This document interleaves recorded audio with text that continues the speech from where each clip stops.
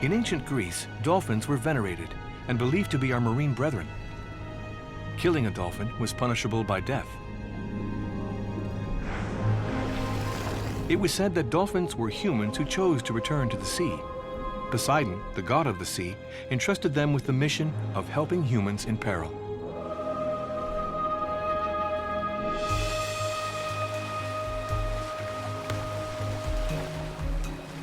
Ever since, there's been no end to the stories of dolphins rescuing sailors from storms or ferocious sea monsters.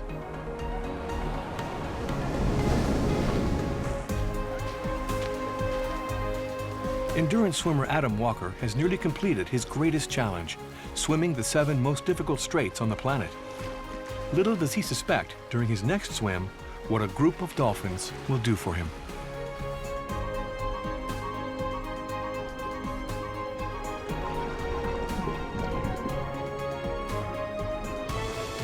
Why are we so fascinated by these marine mammals? And why do they seem just as curious about us? Are dolphins as altruistic and intelligent as we think?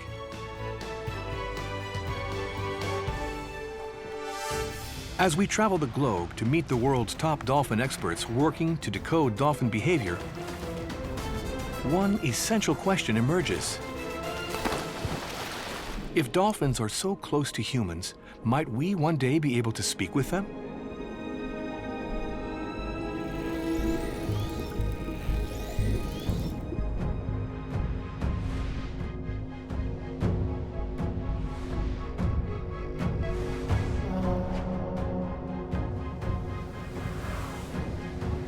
First stop, New Zealand. The open water swim challenge Adam Walker has undertaken is a brutal test of stamina. One mishap will put him back to square one.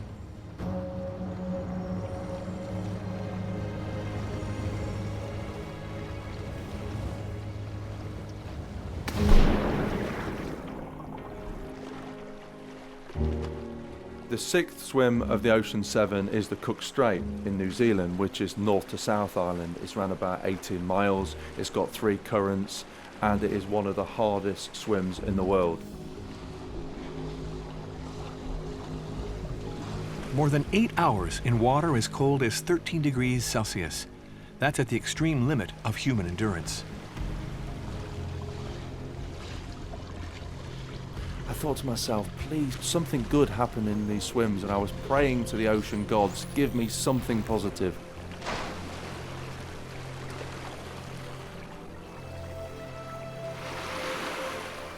Suddenly, Adam is surrounded by a group of dusky dolphins. It's magical. But tagging along is an unwelcome guest. A great white shark.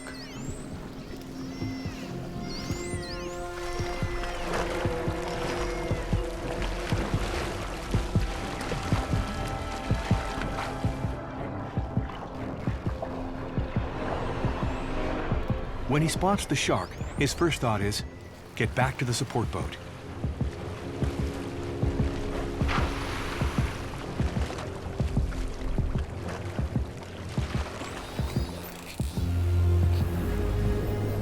But his dolphin companions form a barricade around him, and the shark retreats.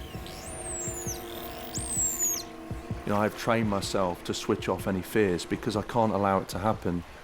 I can't leave the water. If I leave the water, the swim's over and everything that I've trained for finishes. I had a choice. I either focus on the shark or I focus on the dolphins. I chose the dolphins.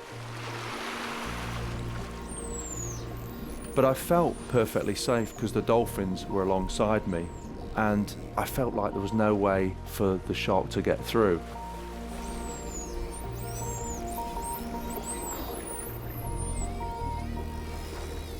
Are they there to protect me? What is happening? Are they just curious, or is it because of the shark? All these questions are going through my mind, and how do they work? You know, are they like us? Do they want that connection with us, that affiliation with us? What is it all about?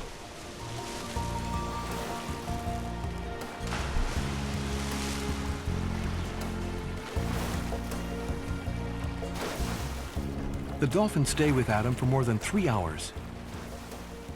With their help, he completes his grueling swim. And it was only when the pilot said to me, Adam, you're losing time because there's 3 currents you've got to get across, that I thought in my head, well, okay, thanks Dolphins for your support, but I really must get on with the job in hand. As soon as I thought like that, then the dolphins disappeared forever within maybe 5 seconds.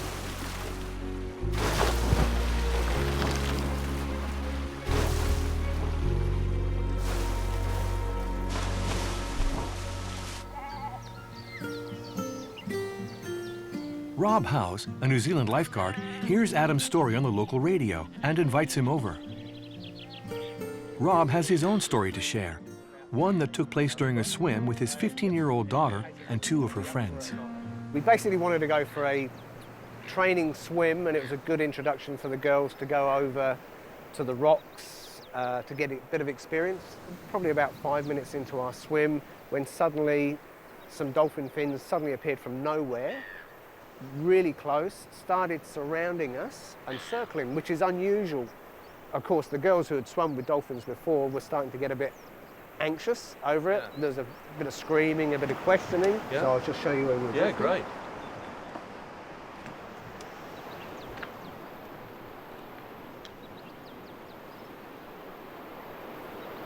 So we basically got packed into a circle here. Then the behaviour changed even more when they started beating the water with the tails. Never seen this behaviour before, but it wasn't one dolphin, it was all of the dolphins. As they surfaced, they were bashing the water with the tail. It was very, very loud, intimidating. Whether it was directed at us or not, I have no idea. I turned to my right and looked in the water to see where it was coming up, and that's when I saw the shark. Basically, I just saw this big object going around me and recognised it straight away. It was very obviously a great white. I had to trust the dolphins, basically. Yeah. They were obviously aware that there was a predator in the area, and for that period of time, they'd included us as part of their extended pod. Yeah. And they were implementing their normal behaviour patterns to protect us, to include us. So you felt like they were Yep. protecting you? After the event, yes. Yeah. Yeah.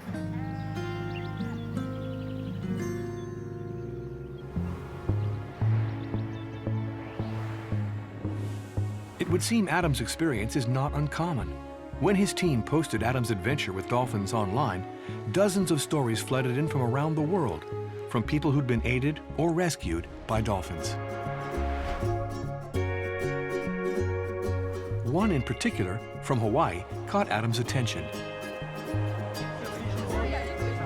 Martina Wing, an underwater filmmaker, made this compelling remark: "Dolphins help us because they know we help them too." Martina Wing leads night dives among Pacific manta rays in the waters off Kona, Hawaii. Until recently, she wasn't particularly interested in dolphins.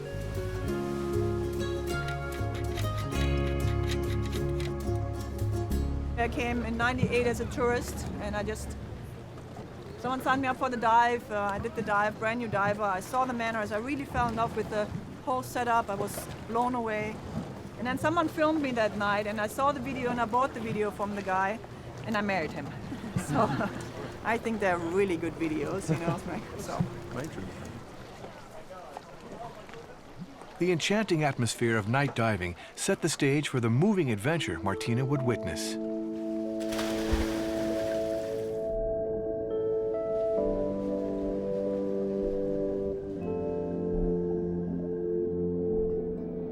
Drawn by the light, millions of tiny plankton form a compact mass, a hearty feast for these gentle giants.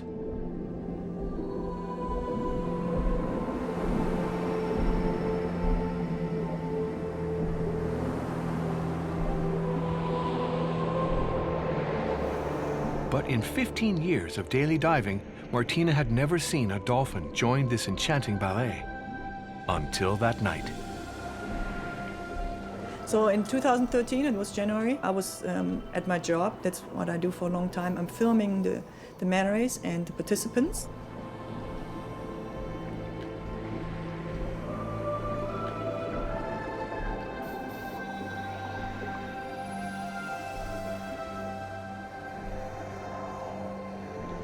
And so I was just pretty much at work, and we had a beautiful night with 12 manta rays.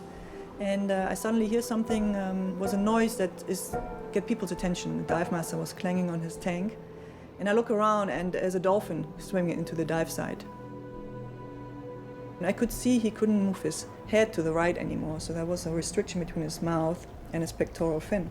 I keep following. The dolphin is actually swimming over Keller and right in front of his face, and hey, you know, you're the guy that I need right now. Keller Laros immediately spotted a huge hook caught in the dolphin's pectoral fin, with its joining line caught in its mouth.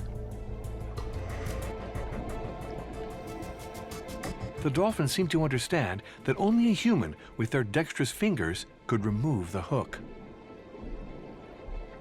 I think this is an incredible trust to our species, where he's like, yes, you're the solution here, and I'm gonna stay here.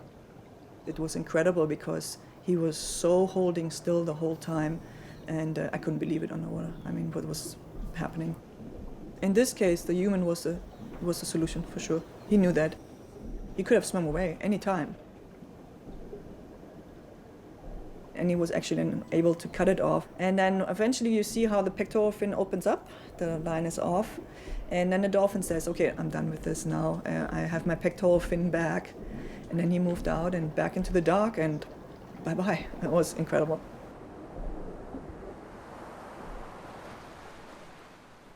Dolphins that rescue us and ask us to rescue them. Is there more to it?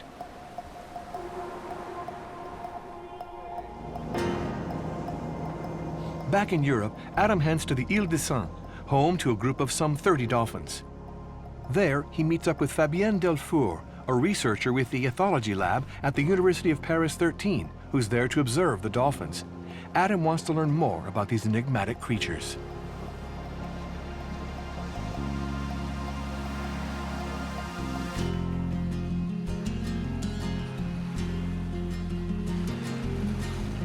Fabienne knows just about everything when it comes to dolphins.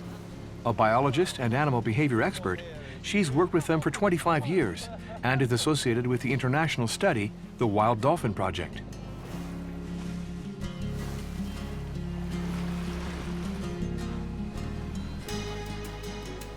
Adam's curiosity is driven by the question that fascinates us all.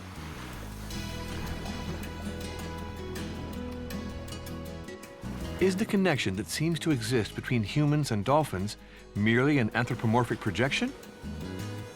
Or could dolphins truly have some points in common with us? What makes humans human and sets us apart from all the other animals is that we are the only species to possess 5 essential faculties: abstract and concrete reasoning, self-awareness, the ability to invent tools, the development of a culture, and finally, a genuine language. Could dolphins possess some of these faculties too? Adam can't get over the dolphin in Hawaii that knew only a human could solve its problem. What I find incredible is human beings have only been underwater for a short period of time, maybe 50 years. So how did the dolphins know to go to the human being rather than another dolphin or a whale? And it's absolutely amazing, the connection between human beings and dolphins. It's incredible.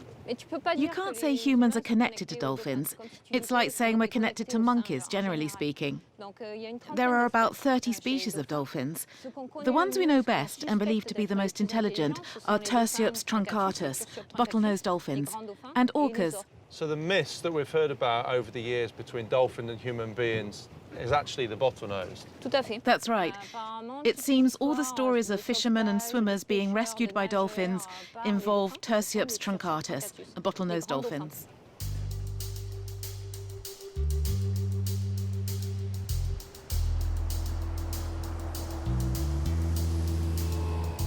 When it comes to dolphins, the brainiest one, the head of the class, is the bottlenose. The dolphin made popular 50 years ago by the famous TV show Flipper. Here in Florida, where the real Flipper lived, scientists had spent 40 years trying to understand dolphin cognition. Just how does their intelligence compare to our own? At the Dolphin Research Center, Kelly Giacola, research director and psychologist, is studying the intelligence of the bottlenose dolphin.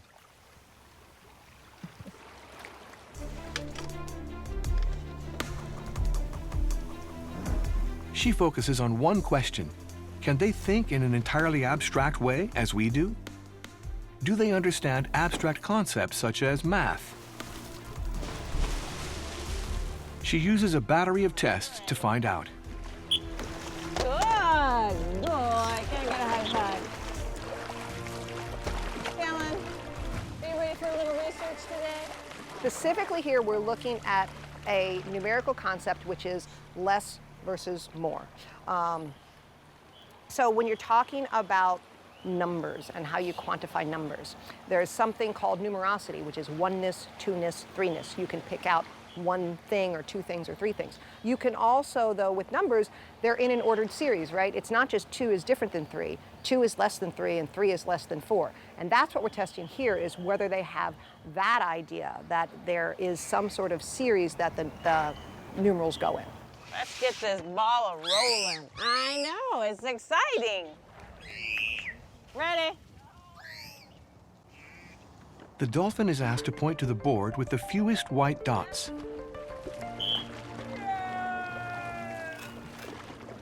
Good job. It's simple at first, even though the dots are different sizes.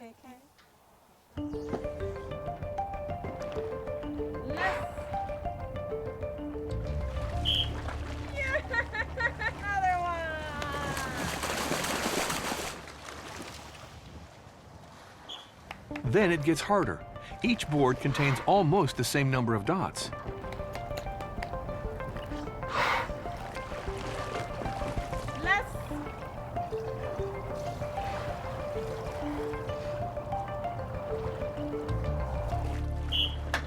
Remarkable! The dolphin keeps on giving the right answer. Dolphins solve each problem in an average of 5 seconds. Not sure most people could match that.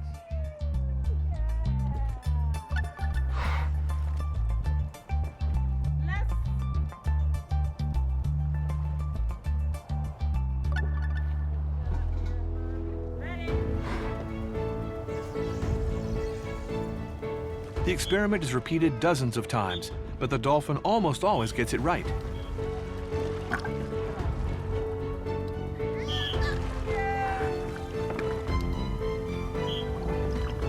No doubt about it, dolphins have a certain mastery of the concept of numbers, and they didn't learn it at school.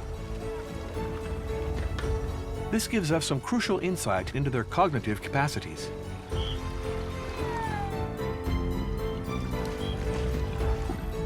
In the non-human world, species capable of abstract reasoning are thought to be very, very rare. A lot of things that we once thought were specific to humans, as we test more animals, whether it's dolphins or whether it's chimps, we find out that, oh, look, they can do it too, and we're maybe not quite as unique as we thought we were.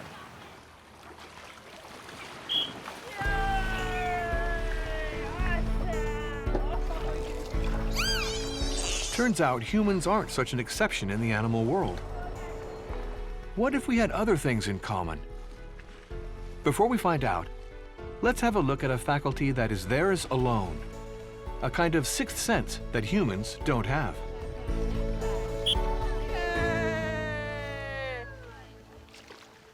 So what we do is we took a game that our dolphins already know. It's called Do As I Do. So what you have is you have one dolphin who's the model, and his job is to do whatever behaviors the trainer asks him to do. And then the other dolphin is the imitator, and his job is to imitate whatever the model dolphin does. As I said, our dolphins already knew how to play that game, so we wanted to add a little twist, and the twist is we blindfolded them. Well, we used these soft latex suction cups, really, that are eye cups that stick over their eyes.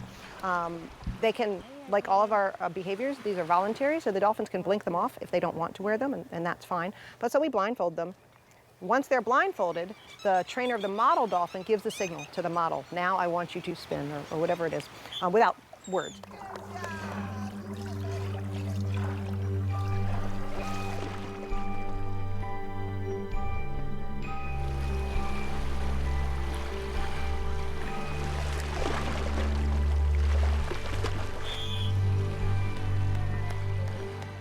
So So the question is, well, how are they doing it, right? We took away sight, so the obvious candidate is sound. But in dolphins, that comes in two varieties. They could have been using the characteristic sound the behavior makes. Or dolphins also have echolocation, their biological sonar. So it could be that they were seeing the behavior with sound.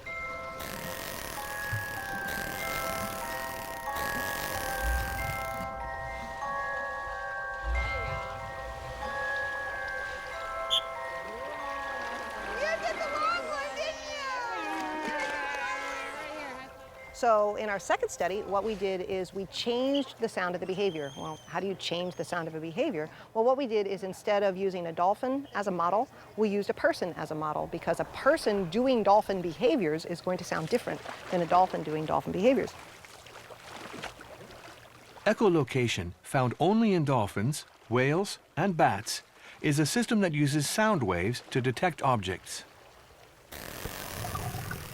Like ultrasound, waves are reflected and analyzed to determine an object's distance, shape, size, and density.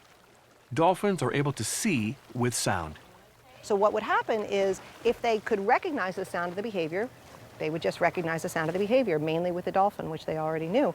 If instead they couldn't recognize the sound, they would turn and they could echolocate. And you can see them do that. They turn and echolocate. Intelligence is not a linear thing that some animals have less of it and some animals have more of it, with humans at the top. For example, the dolphin has evolved in a very different environment than us for 90 to 95 million years.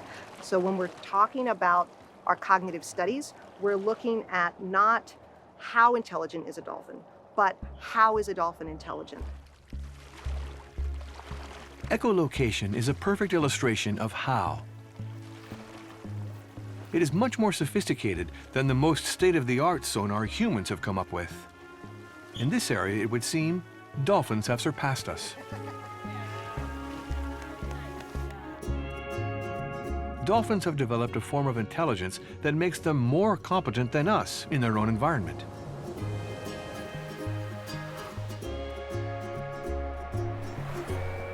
But let's go back to what we do have in common. Once again in Hawaii, another dolphin faculty is coming to light, something we believed unique to humans.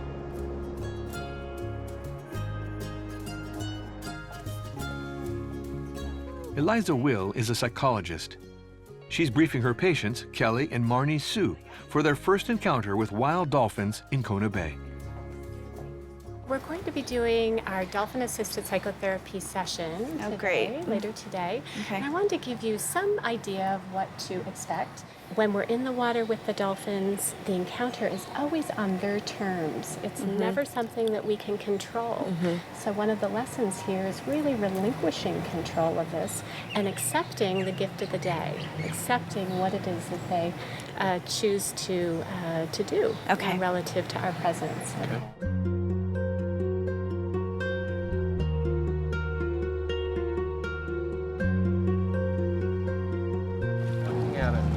For 15 years, Kelly and Marnie Sue have suffered from depression and addiction issues that have not responded to any form of treatment. They've come to Eliza because, with the help of dolphins, she's designed a thoroughly innovative therapy that has proven successful.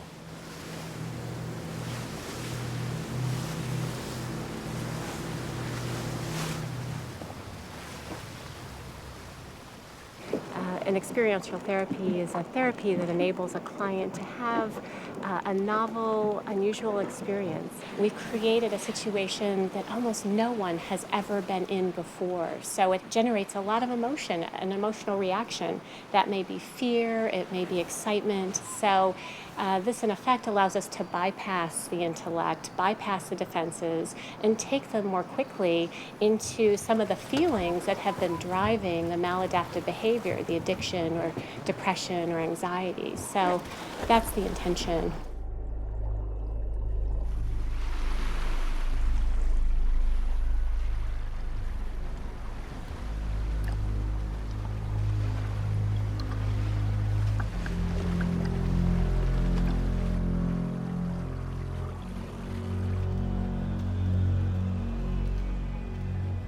Animal-assisted therapy is an alternative treatment for behavioral problems.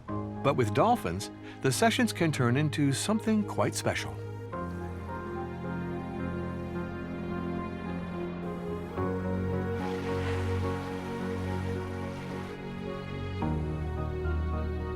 Like the bottlenose, as soon as these dolphins sense the swimmer's presence, they come over to check them out.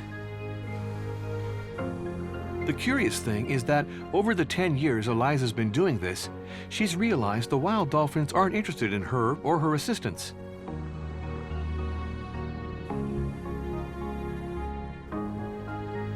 Their full attention is focused on the patients. The dolphins can sense who needs help. How?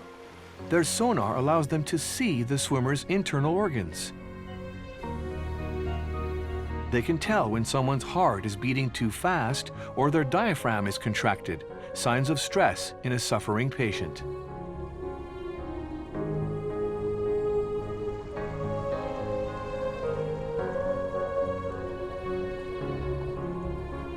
Like the dolphins in New Zealand that comforted Adam when he was frightened by the shark, the Kona dolphins sensed the vulnerability and anxiety of the patients and came to console them.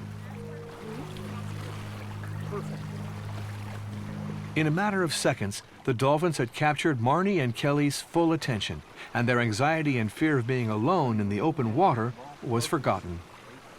Today the pod was taking off and my peers and contemporaries were taking off to keep up with the pod, and there was one who was hanging back. And I froze and I actually stopped. And so everybody else had taken off and I'm looking at this one dolphin and he's looking at me in the eye. I was like, you're here for me. It was a personal moment for me that I would like to call very spiritual, but, and it was for me. There is a power greater than yourself, and admitting that there's something bigger than yourself that can bring you back to earth and ground you and bring your sanity back.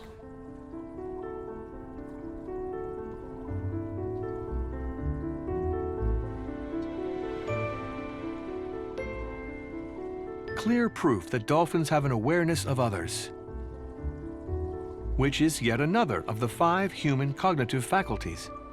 Because in order to have awareness of others, there must first be self-awareness, something very few animals have.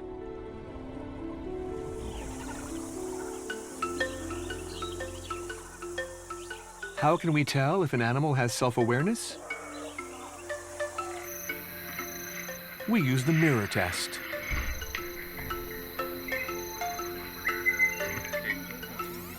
In the equatorial jungle of Gabon, let's watch the most common reactions when a wild animal sees its own reflection. There are basically 5. Indifference, curiosity, fear, seduction.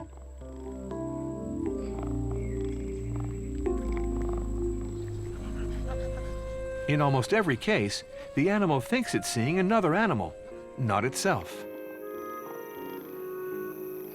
The last reaction, and the most common, is aggression.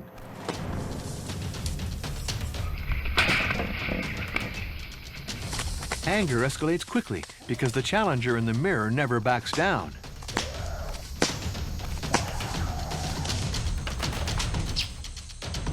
Very few non-human animals pass the test.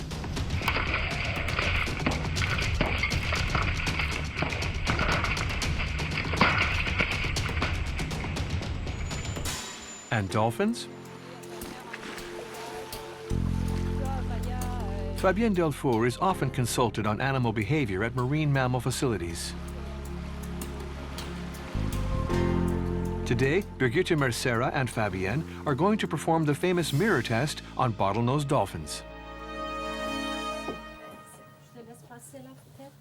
On avance un peu, non? Ça, c'est la paroi.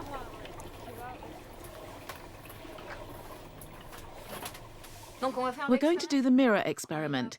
We've hung a one-way mirror on the window and we'll observe the dolphins' behavior. They can't see us? No, they see themselves, but we can see them. It's really a mirror. It's a mirror from inside the tank, but it allows us to film them without being seen. They're going to exhibit a more rhythmic, self-focused behavior. It's kind of like in a shopping mall, you know, where there are monitors and there's always someone who comes up and waves. Yeah, they give a little wave. Often, animals that recognize themselves in the mirror display this kind of behavior. Unlike gorillas or panthers, dolphins show neither fear nor aggression. They know what they see is a reflection of themselves. Oh, you're handsome. Yes, you are. Gorgeous.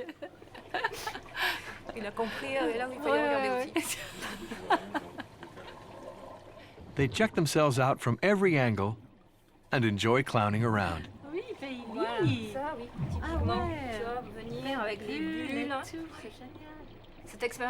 The mirror experiment allows us to determine if these animals have awareness of themselves. Because you must first have a sense of a permanent self to be able to understand that what I see in the mirror is still me, but also to be able to distinguish between what I see and a fellow dolphin.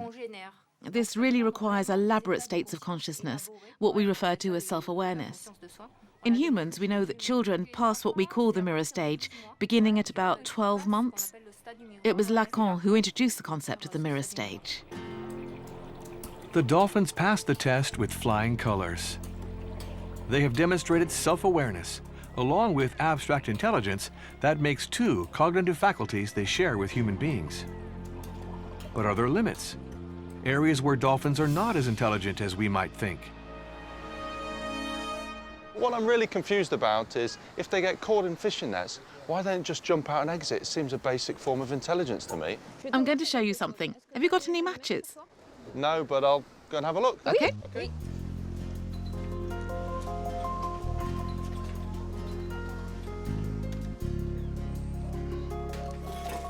Now, don't worry, 95% of people can't solve this.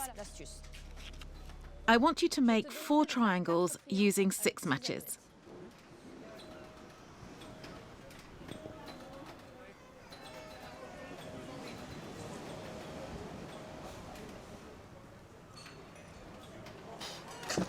I don't know. Here's the trick. To solve the puzzle, you have to think in 3 dimensions, not 2. Most people think in 2 dimensions, unless they're forced to think in 3, like pilots or astronauts. Dolphins think in 3 dimensions. Their way of thinking is completely different from our own. What we need to understand is that intelligence is a multitude of cognitive capacities, such as abstraction, innovation, tool use, and learning. When dolphins get stuck in a net for the first time, it's an extremely stressful situation, and they have to come up with a solution for it. Once they've solved the problem, it's forever. Like you with the matches. Once you've learned to think in 3D, you've got it. It's something you never forget. Makes sense, just like human beings. Exactly.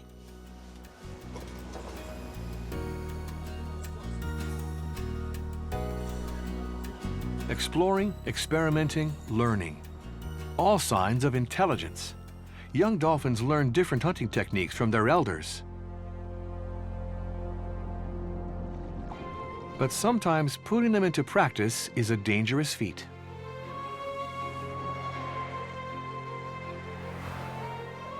Orcas are the largest members of the dolphin family, growing up to 10 meters long and weighing up to 9 tons. They rival the bottlenose dolphin in intelligence. In the shallow waters of Cook Harbor, a family of orcas is here to hunt. Each year, they come closer and closer to the shore, risking stranding and death. Fortunately, the orcas have loyal friends in the region, like Dr. Ingrid Visser, founder of the Orca Research Trust, who's been doing amazing work here for many years. One of the reasons that we get so many strandings of orca in New Zealand is that they come into shallow harbours just like this, and they're coming in here to hunt for rays. The rays, of course, don't want to be eaten, so they come into very shallow water as well. And in fact, it gets so shallow that at times the orca are swimming along and they don't even have enough water to submerge, so their dorsal fin is sticking out. But it doesn't matter. For whatever reason they get stranded, they usually need help from people. It's really important to get there as quick as we can so that we can give them first aid and look after them until we can get them back out into the water.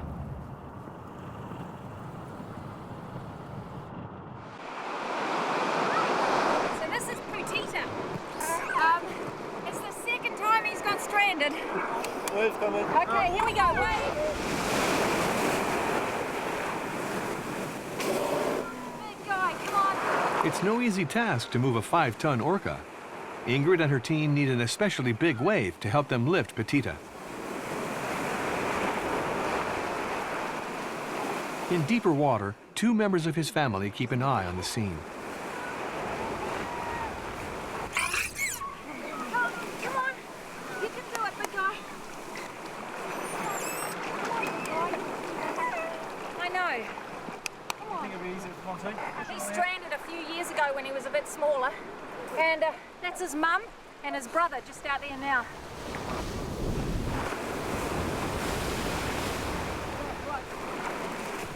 After 2 hours of hard work, Ingrid and her team are still struggling to keep Petita in an upright position. But they're not about to let the orcas down.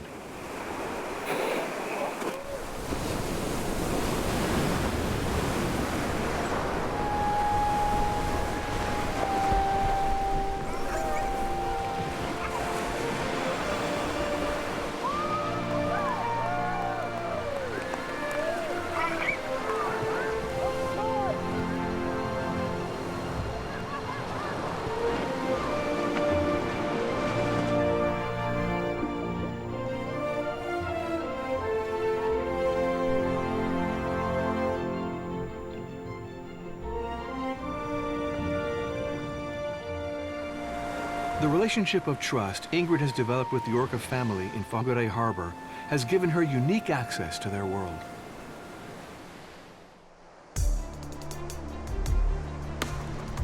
Ingrid has rescued so many orcas that they're no longer wary of her. They seem to accept her as one of their own. This has allowed her to get very close to them, and she's discovered something amazing while watching them hunt. A striking illustration of concrete intelligence. It doesn't matter where you go around the world and you go and observe orca, you're going to see them hunting in different ways. And that's what part of makes up their cultures. And it's really fascinating as an orca biologist to see how different they are in different locations. And so just like you have with humans, these different cultures, and each population is completely different. To study the unique cultures of the orcas in her area, Ingrid cut straight to the chase. One of the things that I realized when I first started doing my research was that if you really wanted to understand what was going on with the animals under the surface, you needed to actually get in the water with them. Any whale or dolphin that's coming up to the surface is typically just coming up for a brief moment to take a breath. And the real behavior, the real stuff that I'm interested in, the feeding behavior, is going on under water. So it made logical sense to try and get in with the animals and watch from there. On each dive, the orcas greet Ingrid briefly, then go about their business. By following them with her small camera, she discovered this orca population has a remarkable behavior that relies on their sense of observation and intelligence.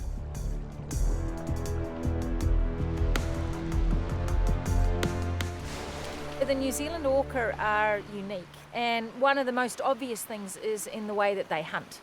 When they're hunting for the rays, they come into shallow bays, just like this one here, and they go into very, very shallow water, so sometimes less than a metre deep. These orcas have learned that hunting requires more than just brawn. It takes many hours of watching and practice for them to perfect their stealth technique and catch rays hiding among the rocks.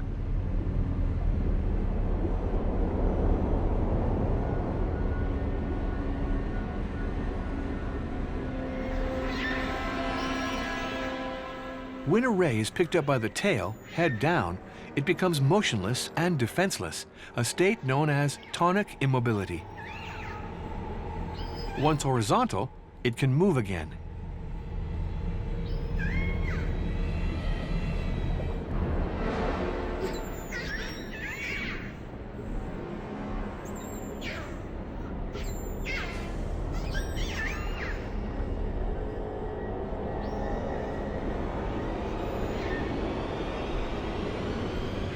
Using this deceptively simple technique, the orcas catch the rays with no risk of a nasty jab from the dagger-like stingers. Brains win out over brawn.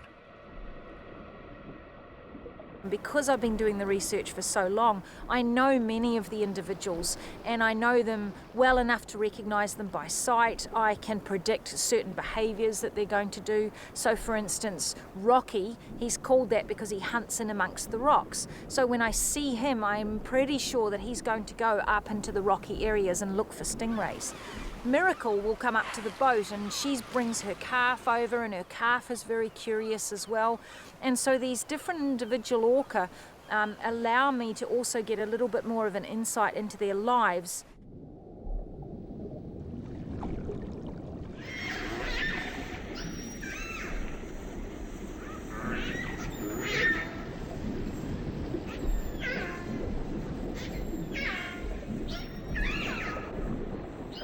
There's no doubt strong bonds can be forged between our two species. Perhaps to show her she's part of the family, the orcas offer Ingrid a share of their catch. Even though I've been doing research on orca for over 20 years, I can still go out there and find new stuff, things that has never been seen before by anybody, and make world first discoveries. It's really remarkable when you are out there with these animals because they're wild animals and they don't have to spend time around you. They can easily swim off. And I've been very, very privileged to have the opportunity to see some absolutely remarkable stuff with orca coming up to my boat bringing food.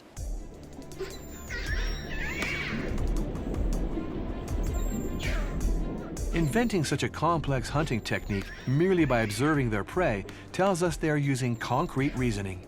Yet another form of intelligence we share with them. And our quest continues.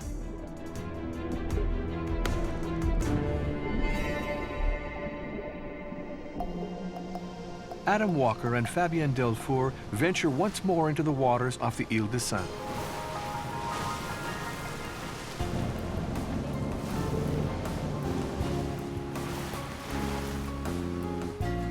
The spectacle of wild dolphins swimming in the open ocean still fascinates Adam.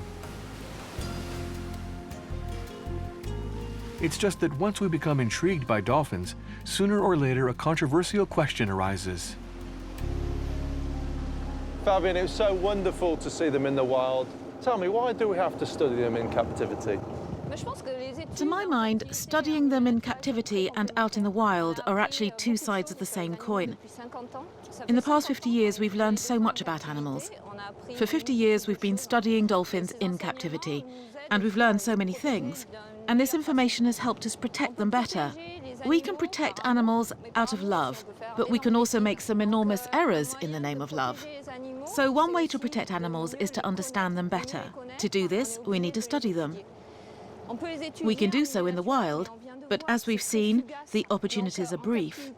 In captivity, we can follow what we call ontogeny, in other words, the development of countless processes. So it's quite complementary to conduct studies in the wild as well as in captivity. In my opinion, that's the best way to understand who they are. Once we know who they are, we'll understand what they need. At that point, we'll be able to make the best decisions to protect them.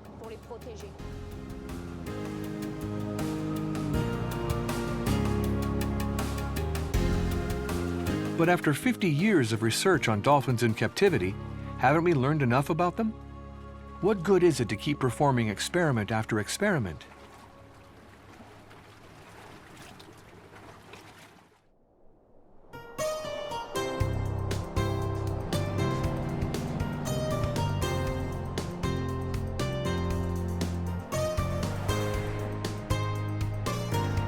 Is scientific research the only reason we continue to keep dolphins in captivity?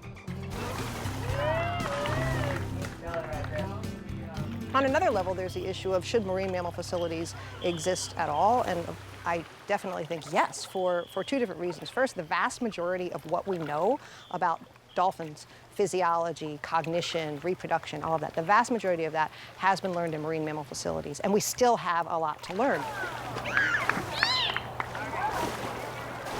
Kelly Jacola cites other reasons. These dolphins were born in captivity and have always known humans. They would never survive in the open sea.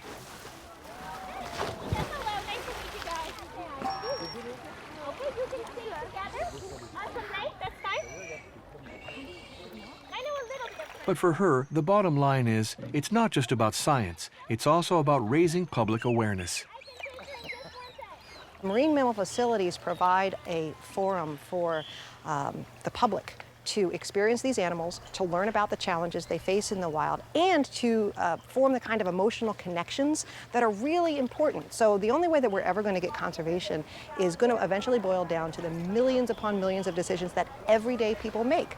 Well, how do you affect that? We know that if you bring them into a facility like ours and you give them up close and personal experiences with animals, with these animals, at that point is when they make an emotional connection. And that emotional connection is a start of conservation mindedness. It's not enough just to tell them the information. People have to know the information, but they have to care enough to actually go out and do something about it.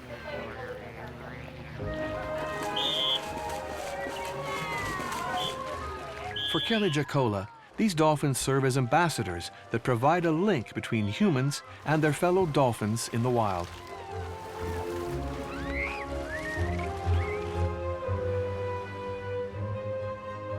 Dr. Ingrid Visser is one of the experts who staunchly condemn the scientific and educational usefulness of marine mammal facilities. If you look at any research that's been done in captivity, it's not necessarily a true reflection of the animals. Some of these animals, like orca for instance, they're traveling 100 to 150 kilometers in a single day in the wild. In captivity, they won't even do 100 laps around one of those tanks. It's like taking you or myself, locking us in the bathroom of your house for the rest of your life. And the only time that you get any entertainment is if somebody comes in and tells you you have to do some tricks and then you'll get your food. I mean, come on, really? In my mind, I truly believe that the time has come for us to only be looking at whales and dolphins in the wild. You know, if we have a really burning question, then surely we're smart enough to be able to ask it in the right way that we can work with these animals out in the wild on their terms.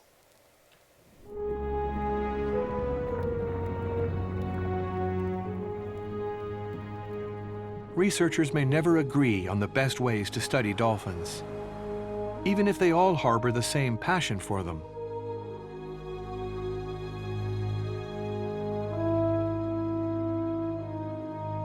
A passion that Adam Walker now fully shares.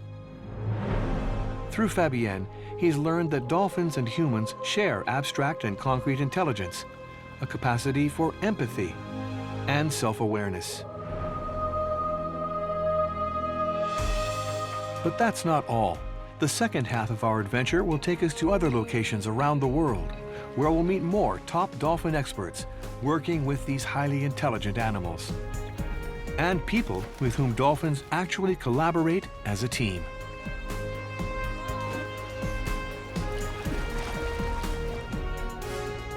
We'll follow wild dolphins on the hunt, and we may even embark on the beginnings of a conversation with them.